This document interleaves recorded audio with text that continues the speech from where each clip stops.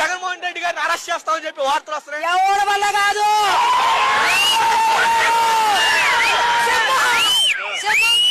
వచ్చింది ఇంత జనంలో కొట్టుకొని పోతాడు. చంద్రబాబు నాయుడు వల్ల కాదు, ఆయన కొడుకు వల్ల కాదు, లోకేష్ వల్ల కాదు, ఎవరి వల్ల కాదు. ఉన్నాడు తండ్రి 3 అడుగులు వేస్తారు, కొడుకు 7 అడుగులు వేశారు. ఇంత జనం ఎందుకు వస్తున్నారు? ఇంత ప్రేమను బట్టి ప్రతి ఒక్క గుండెల్లో జగన్మోహన్ రెడ్డి ఉన్నాడు. ఆయన ఓడించలా, దొంగతనంగా ఓటుతో గెలిపించారు. ఓడిస్తే ఇంత ప్రజలు ఎందుకు వస్తారు? అభిమానంతో వస్తారు. ఏ నాయకుడు పిలిచాడు? ఎవరు పిలిచాడు? జగన్మోహన్ రెడ్డి వస్తున్నారు. సేవ చిట్టుకుబడి జనమందరూ ప్రజలు వచ్చారు.